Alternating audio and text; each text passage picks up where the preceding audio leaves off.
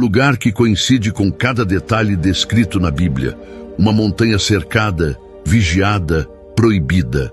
Não está localizada no Egito, nem no local onde nos disseram para procurar, mas sim na Arábia, onde a Bíblia realmente situa Moisés quando se encontrou com Deus. Durante séculos, estivemos olhando para a montanha errada. Êxodo 19:18 diz: o monte Sinai fumegava completamente, porque o Senhor havia descido sobre ele em fogo. Agora, pela primeira vez, pesquisadores acreditam que podemos ter encontrado a mesma montanha onde aquele fogo teve origem. Altares de pedra, uma rocha fendida, um cume enegrecido e barreiras ainda no lugar. Por que essa evidência foi ocultada? E por que está vindo à tona agora, justamente em nossa geração? Acompanhe-nos enquanto desenterramos uma história esquecida nas areias do deserto e fazemos a pergunta que ninguém ousou fazer antes. E se o verdadeiro Monte Sinai foi encontrado, mas em um lugar inesperado? Evidência esculpida na rocha. Tudo o que a Bíblia descreve está ali. O livro de Êxodo nos oferece um relato detalhado. Não uma alegoria simbólica ou vaga, mas uma narrativa cheia de locais, objetos e ações específicas.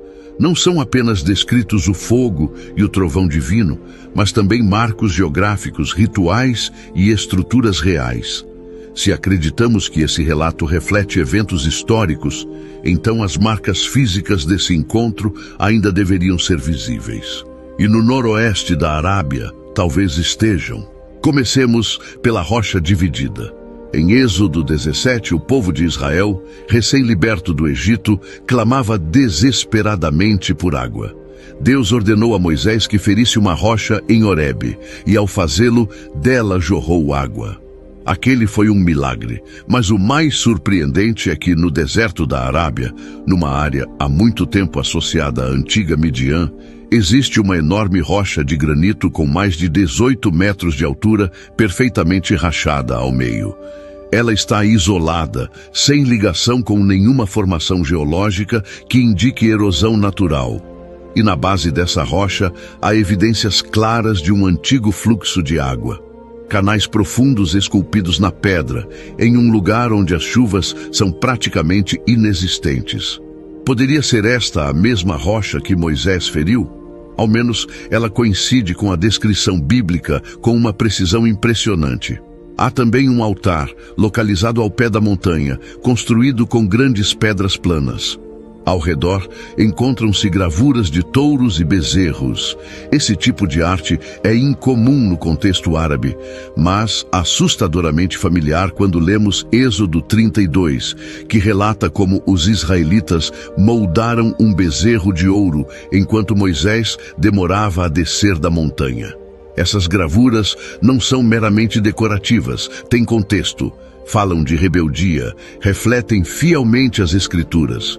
Êxodo 24:4 diz que Moisés ergueu 12 colunas representando as 12 tribos de Israel. Isso não é folclore. É evidência arqueológica que dá suporte ao texto bíblico. Ao reunir todos esses elementos, algo se torna claro. Essa montanha conta a história bíblica, não de maneira simbólica ou figurativa, mas literal. Jebel al-Lawz, a montanha esquecida da Arábia. Longe das fronteiras conhecidas da península do Sinai, ergue-se uma montanha diferente, silenciosa, íngreme, praticamente ignorada pelo mundo exterior. Seu nome é Jebel al-Lawz. Ela está localizada no extremo noroeste da Arábia Saudita, dentro da antiga região conhecida como Midian. E é aqui que a história toma um rumo inesperado. A Bíblia nos diz que, após matar um feitor egípcio, Moisés fugiu do Egito e se estabeleceu na terra de Midian. Não no Egito, mas na Arábia. Casou-se com a filha de Jetro, um sacerdote midianita. Cuidou de rebanhos naquela terra, e foi ali, próximo ao Monte Horebe, que encontrou a sarça ardente. Isso significa que desde o início da narrativa, a geografia coloca Moisés na Arábia e não no Sinai. Então, se o monte de Deus estava em Midian, poderia ele ser, na verdade, Jebel Alaus? Essa montanha não é um ponto turístico, não aparece em catálogos de agências de viagem. Não há filas de ônibus, nem barracas de lembranças. Na verdade, por anos, as autoridades sauditas cercaram a região, posicionaram guardas armados e proibiram o acesso de pesquisadores estrangeiros. Uma zona restrita no meio do deserto. Isso por si só já levanta questionamentos. Mas o que torna Jebel Alaus verdadeiramente extraordinária é o quanto ela se assemelha, com precisão surpreendente, ao relato bíblico. Com mais de 2.400 metros de altura, é um dos picos mais altos de toda a região. O topo da montanha está visivelmente enegrecido, como se tivesse sido queimado pelo fogo. No entanto, as rochas logo abaixo da superfície preservam a coloração natural do granito. Isso levou alguns a sugerirem que ali houve exposição a calor extremo, talvez provocado por um raio, ou por algo ainda mais extraordinário. No livro do Êxodo, lemos que o Senhor desceu sobre o monte em meio ao fogo. Seria possível que este cume carbonizado seja o vestígio físico daquele momento sagrado? O terreno ao redor da montanha é amplo e espaçoso, grande o suficiente para abrigar um imenso acampamento. Exatamente o que os israelitas teriam precisado durante sua permanência ali. Há indícios de antigos poços e áreas de pastagem nas proximidades, capazes de sustentar tanto pessoas quanto rebanhos.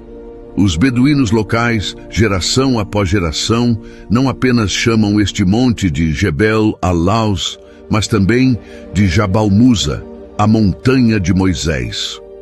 Eles sabiam de algo que só agora começamos a redescobrir.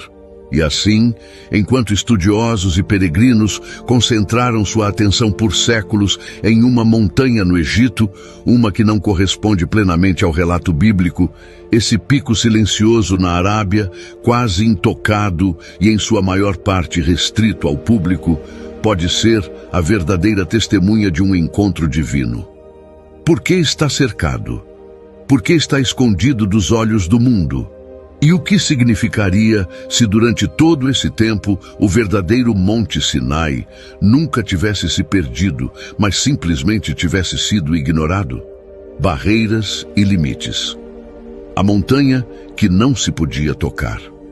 Quando os israelitas se reuniram diante do Monte Sinai, Deus não os recebeu livremente em sua presença.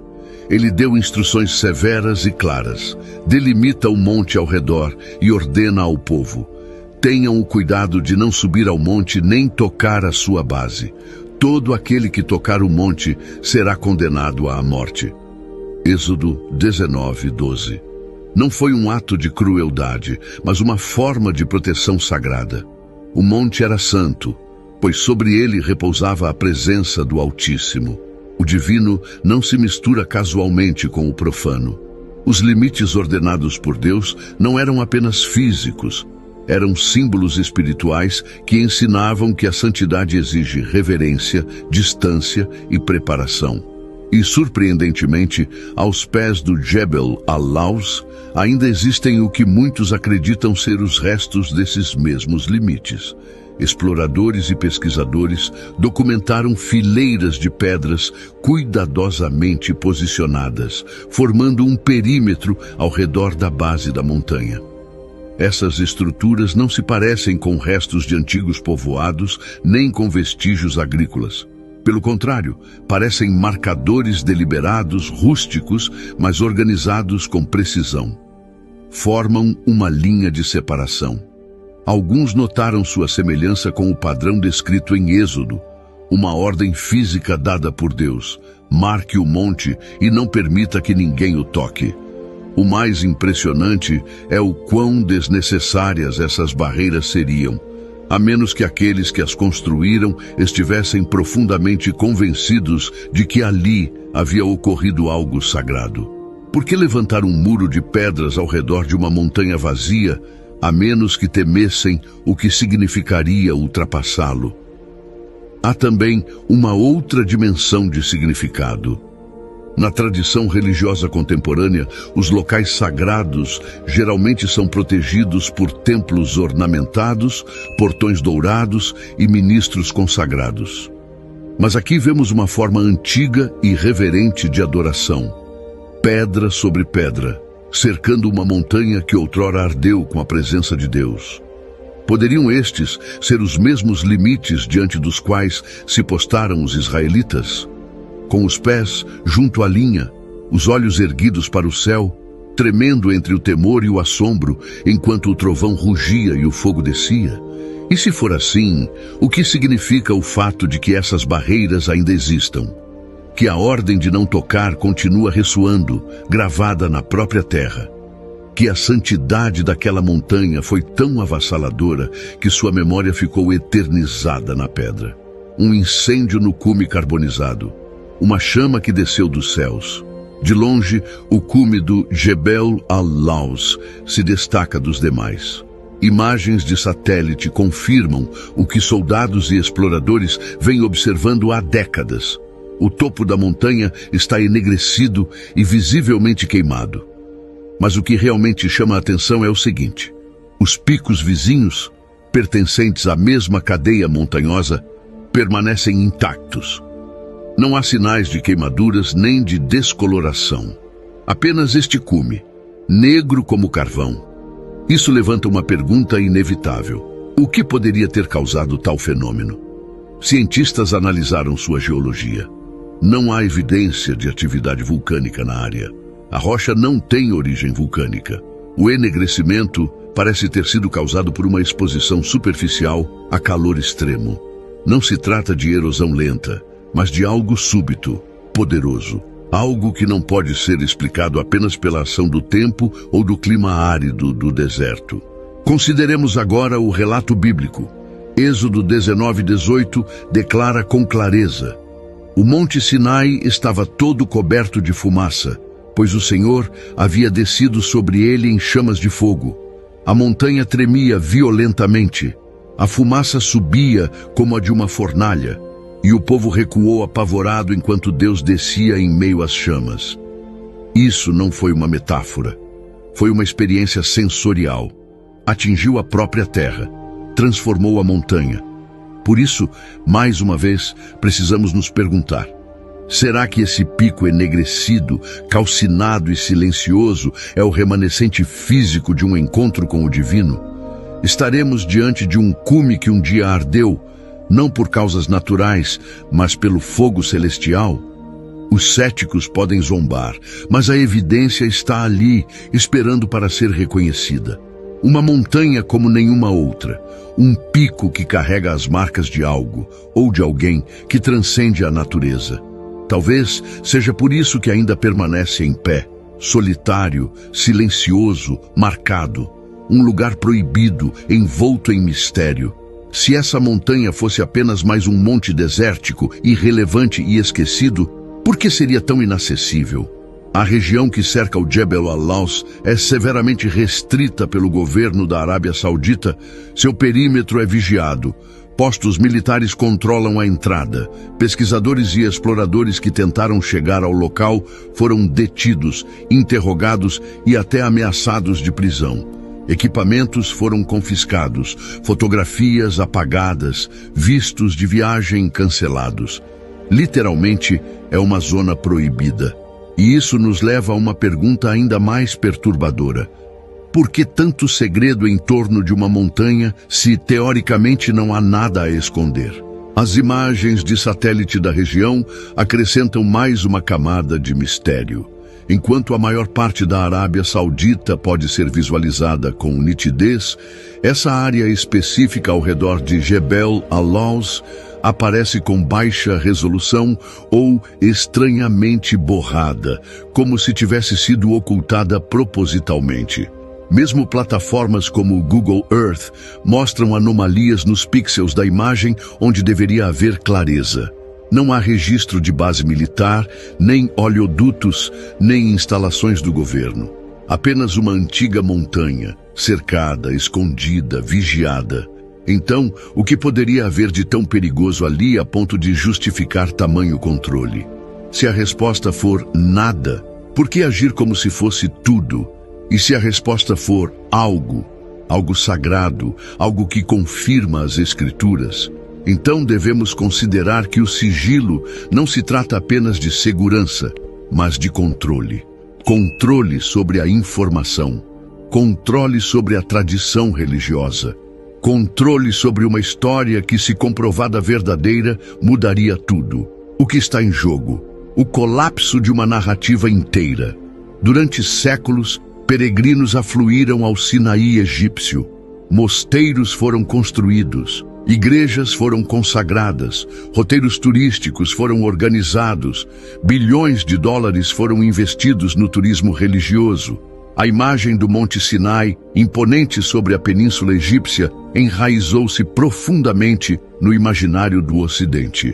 Mas, e se essa imagem estiver errada?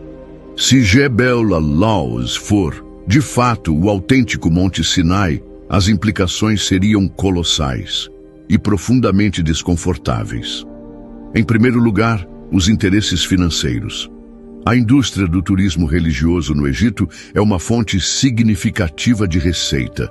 Mudar a localização do Monte Sagrado significaria perdas econômicas, colapso de estruturas turísticas e uma reformulação drástica da percepção internacional sobre o local sagrado. Em segundo lugar, as tradições religiosas. Igrejas de várias denominações, especialmente as vertentes ortodoxas e católicas orientais, construíram caminhos espirituais, doutrinas e práticas inteiras ao redor do local tradicional no Sinai.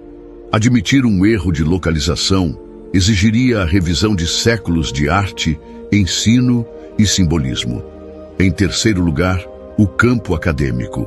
Por décadas, a teoria de que o Monte Sinai se encontra na Arábia foi descartada pelos estudiosos bíblicos mais respeitados. Críticos a rotularam como extrema, especulativa, até absurda. Mas a evidência se acumula e torna-se cada vez mais difícil ignorá-la. Com ela, surge a possibilidade de que a academia tradicional tenha estado errada. Não por má fé, mas por hábito, por tradição, por repetição. E é aí que reside a resistência mais profunda, porque quando a verdade ameaça o conforto, a maioria não celebra, se retrai. As instituições se fecham, as economias se protegem, e até os buscadores sinceros da verdade precisam pesar o custo de confrontá-la. Profecia esculpida em pedra, uma montanha destinada a esta geração. Nos últimos dias, o monte da casa do Senhor será estabelecido no topo das montanhas, será exaltado acima das colinas, e os povos afluirão a ele. Miqueias 4:1. Essas palavras foram escritas há milênios, e não se referem apenas a uma elevação física, mas a um despertar espiritual. Isaías e Miqueias anunciam um tempo em que Deus restaurará o seu monte, um tempo em que os olhos voltarão a ouvir sua voz, e a verdade, antes oculta, virá à luz. E em Lucas 8:17, Jesus declara: não há nada escondido que não venha a ser revelado, nem oculto que não venha a ser conhecido e trazido à luz. Será que a descoberta desta montanha não é uma coincidência, mas o cumprimento exato dessa promessa? Vivemos numa era em que segredos antigos estão sendo revelados. A tecnologia agora expõe o que o deserto escondeu, e a arqueologia ultrapassa o mito. Imagens de satélite, escaneamentos do solo e testemunhos oculares convergem sobre uma montanha ignorada por séculos. Talvez isso não seja acaso. Talvez Deus esteja revelando o que esteve enterrado, porque esta geração precisa acordar.